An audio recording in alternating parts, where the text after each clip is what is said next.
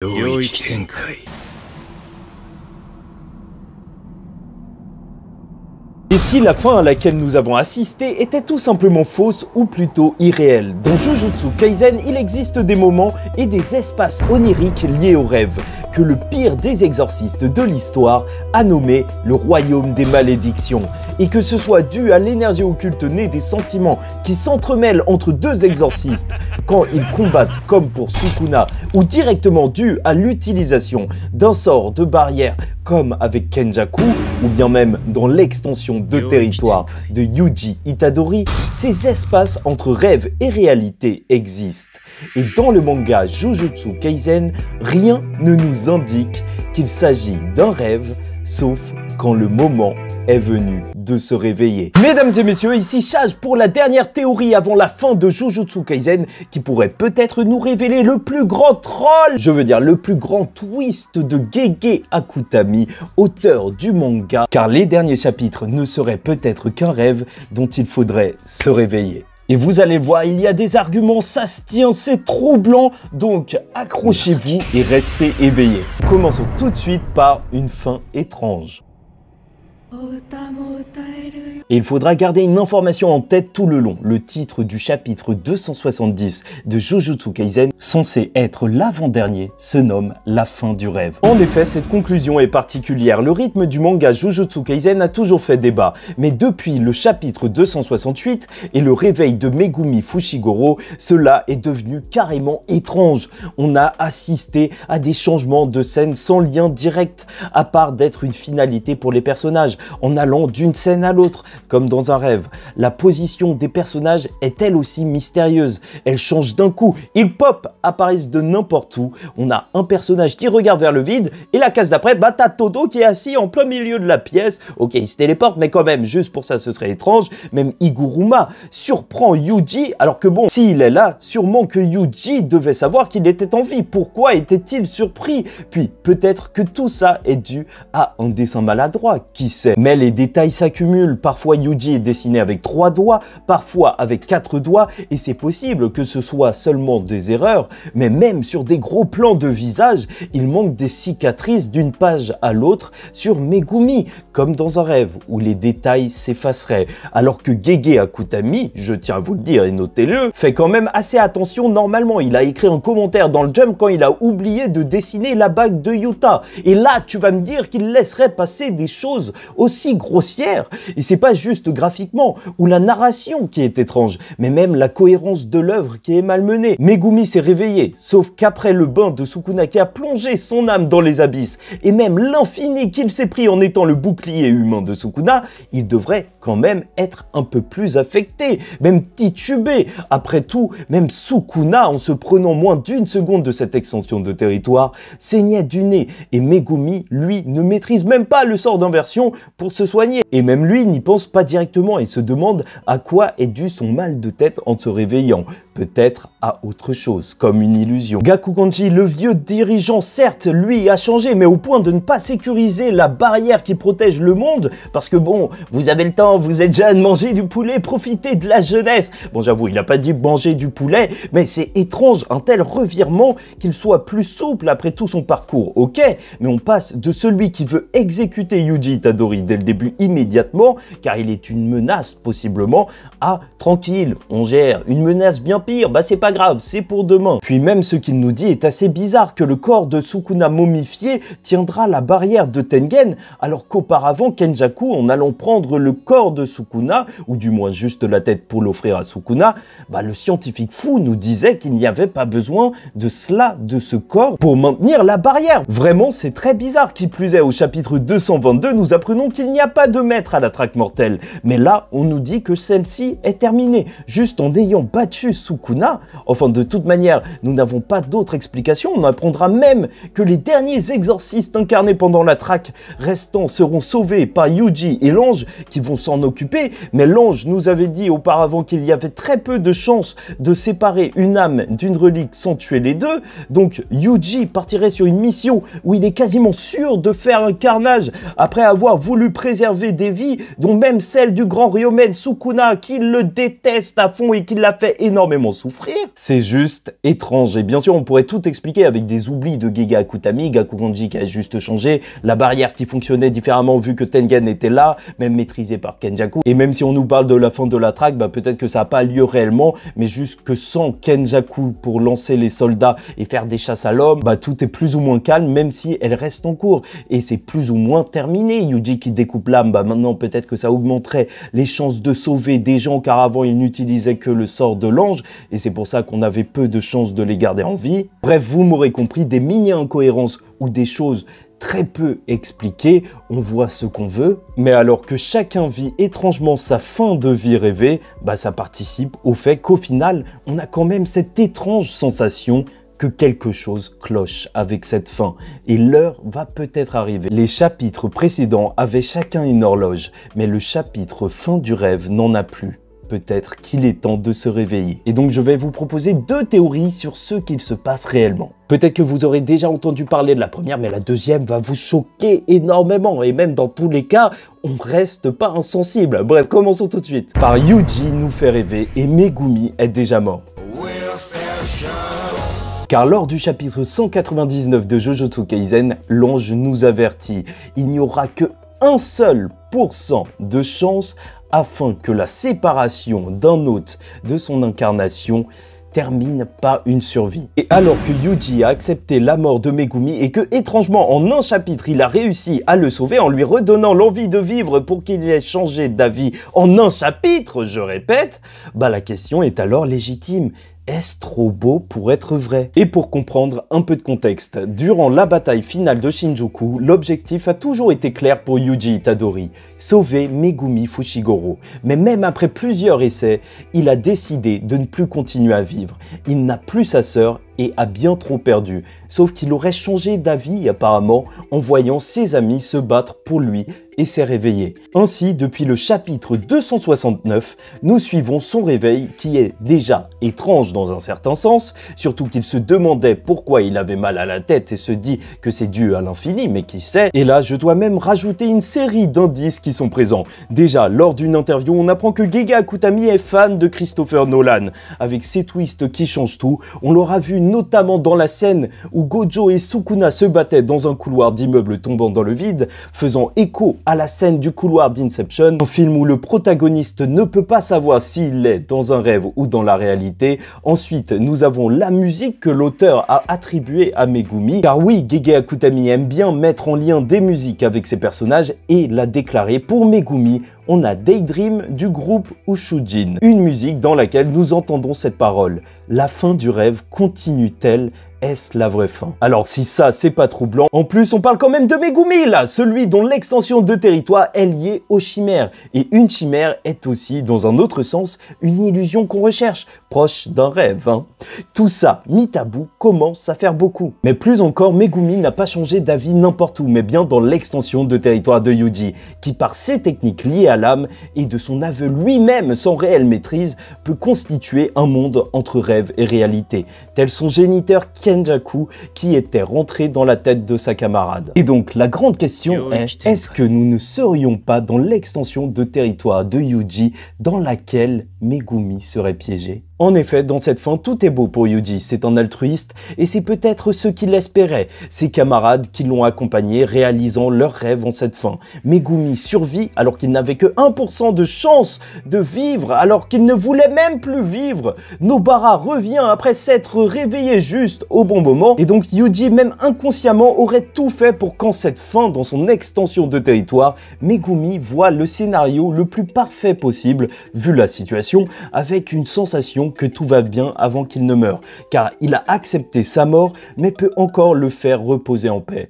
Et là, étrangement, on notera qu'à chaque fois que Megumi essaye de s'excuser durant ces 2 derniers chapitres d'avoir été incarné et de toute la situation depuis qu'il s'est réveillé, il est coupé. Même le discours de Kusakabe disant que ce n'est pas la faute des jeunes fait écho à celui de Nanami, comme si c'était Yuji qui l'avait écrit. En plus, ni funérailles pour Gojo ou Shozo durant cette fin, juste de l'acceptation sur une tombe déjà prête de sa sœur pour Megumi.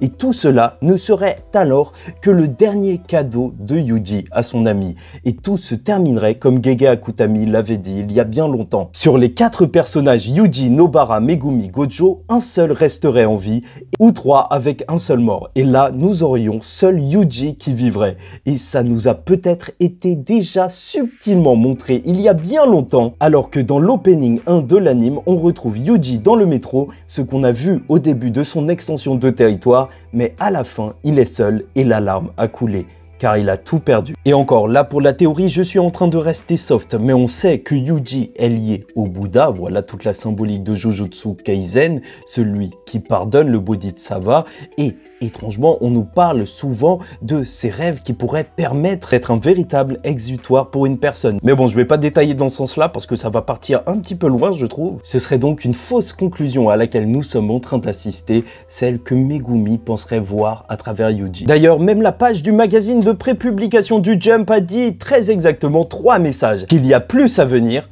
ce n'est pas terminé, le final vous éblouira. Et le dernier sondage de popularité étant récent, l'annonce de l'anime pour la saison 3 ayant déjà été faite, la suite de Jujutsu Kaisen peut arriver. Oui, sinon je vois pas, ça pourrait être quoi cette annonce? Avec un Yuji seul, qui sait. N'oubliez pas, Gege Akutami est celui qui a écrit noir sur blanc dans son manga « Gojo a gagné ». Il est prêt à tout pour nous piéger! Et si tout ça est faux, la malédiction de Regi qui l'a combattu irait beaucoup plus loin quand il disait « Laisse le destin se jouer de toi, devenir un clown et tu mourras ». Ce serait exactement ce qu'il se passerait. Enfin bref. Mais croyez-moi, on n'en a pas terminé parce que si vous trouvez ça intéressant, bah la suite, ça va vous exploser le cerveau. Le rêve de Megumi, c'est bien, mais ça peut partir beaucoup plus loin que ça et je commence à y croire. Quelque chose de bien plus sombre qui pourrait lancer la partie 2 de Jujutsu Kaisen. Sauf qu'avant ça, n'hésite pas à liker ou disliker la vidéo, commenter, donner ton avis en commentaire et t'abonner si tu n'es pas encore abonné. Car oui, j'ai besoin de votre référencement. C'est peut-être la théorie Jujutsu Kaisen la plus importante de la chaîne. J'ai besoin de vous, faites du bruit, c'est bientôt la fin. Et ça peut tout changer, elle est folle cette théorie. Et donc, venons-en à... Ils ont tous perdu et Gojo serait le seul survivant. Oui, vous avez bien entendu, loin de la théorie sur l'extension de territoire, Sukuna nous avait prévenu. Il l'a dit avant de tomber, il ne faut pas le sous-estimer. Le chapitre 270 du manga, censé être l'avant-dernier, se nomme donc la fin du rêve. Puis étrangement, certains fans japonais, ce qui est assez connu, c'est qu'ils appellent Yuji Yu, Megumi Me et Nobara No, ce qui nous donne littéralement Yume no, qui est étrangement aussi le mot pour rêve. Est-ce que donc le vrai titre de ce chapitre ne serait alors pas la fin de Yuji, Megumi et Nobara plutôt que la fin du rêve, nous marquant alors la fin du trio avec encore une fois un seul survivant qui serait Gojo alors que les 3 autres sont morts?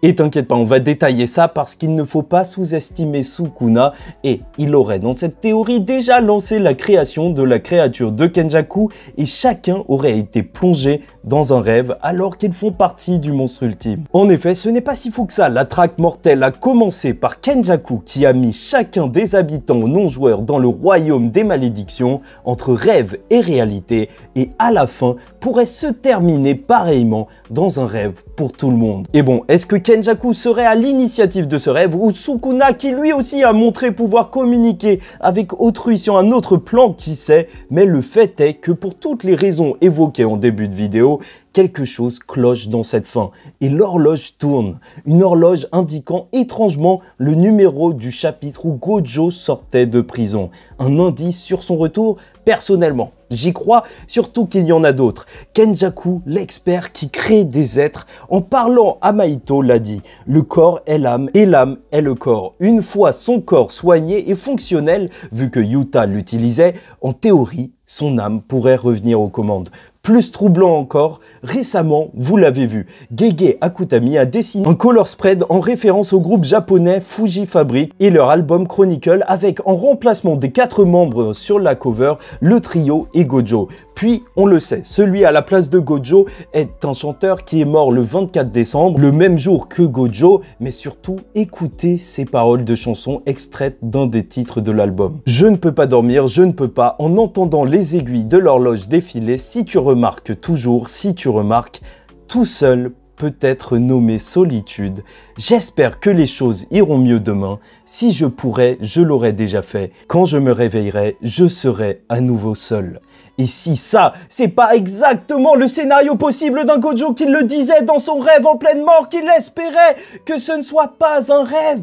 Et maintenant, le chapitre 270 en plus se nomme la fin du rêve. Va-t-il, comme dans la musique, se réveiller et être encore à nouveau seul? Ça semble juste nous montrer la suite en réalité. Alors qu'on le sait, Gege Akutami aime nous lâcher des indices, des grands foreshadowing dans les color spreads, que ce soit le vrai corps de Sukuna ou la possession de Megumi depuis le début. Et ils auraient peut-être tous perdu face à Sukuna de quelque manière que ce soit. Peut-être qu'il a pu changer les règles des barrières pour activer la créature de Kenjaku, ou juste qu'il a fait une grosse extension de territoire. Je sais pas, mais tout est possible avec ce monstre. La dernière fois, on n'a pas vu ce qui s'est passé, puis il a découpé le monde en deux, et donc ils seraient tous dans un rêve, et ça expliquerait pourquoi Gojo n'en fait pas partie, car lui est encore vivant. Ça expliquerait enfin pourquoi on n'a aucune mention directe de Gojo Satoru à part Kusakabe qui dit que c'était sa faute toute cette situation. Génial mec, tu craches sur un mort. Aucun enterrement alors qu'on a la tombe de Tsumiki, c'est beaucoup trop étrange pour un personnage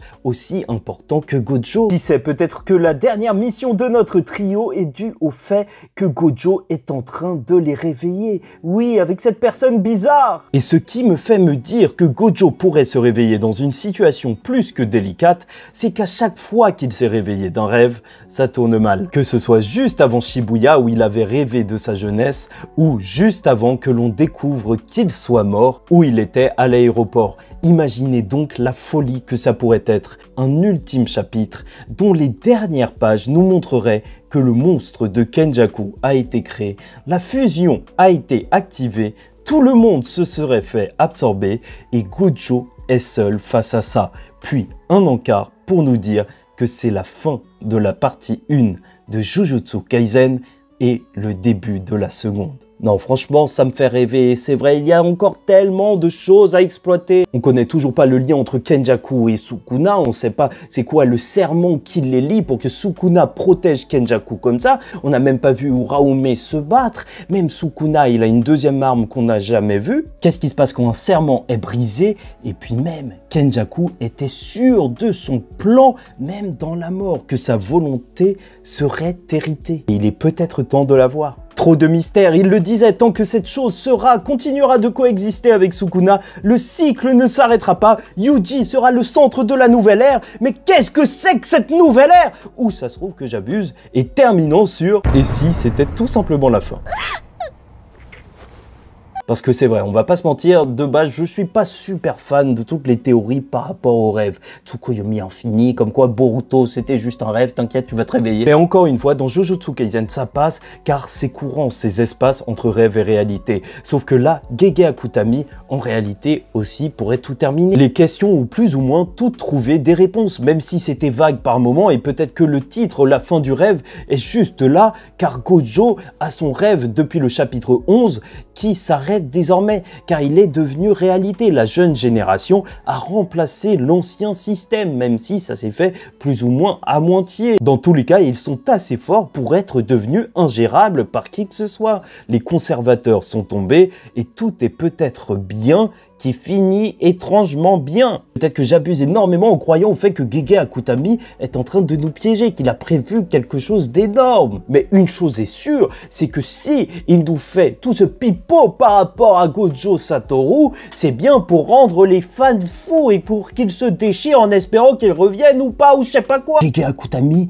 est mauvais, il veut que tu souffres. Mais vraiment, pour moi, c'est impossible que ce soit la fin de Jujutsu Kaisen, car même sans les théories folles dont je vous ai parlé, c'est vrai qu'on pourrait faire un manga sur l'ère Heian. C'est impossible que la Shueisha passe à côté de ça, ils aiment trop la thune. Et même très sincèrement, c'est pour ça que je me suis dit qu'il y aura quelque chose après, que ce soit sur le passé ou le futur.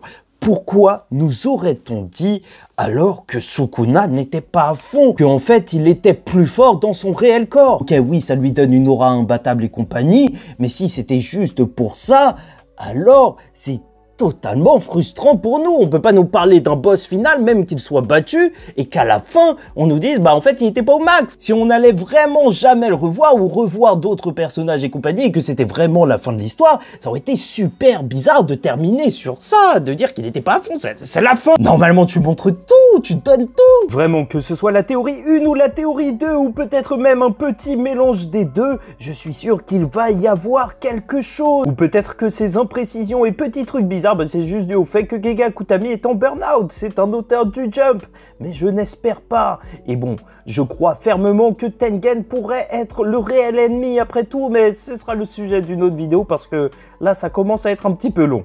Bref, rêve ou non, pour moi, l'aventure dans le monde de Jujutsu Kaisen va continuer. N'hésitez pas à me dire ce que vous en pensez en commentaire. Et globalement, suite ou non, alors que l'horloge tourne, la fin approche. Mais derrière tous les sourires, une question subsiste. Que se passe-t-il réellement ? Pourquoi cette étrange sensation que rien n'est réel? Et entre purgatoire pour Megumi et fin du monde face à Gojo, tout semble flou. Mais une chose est sûre, c'est que nous sommes loin d'en avoir terminé avec Jujutsu Kaisen. My best friend!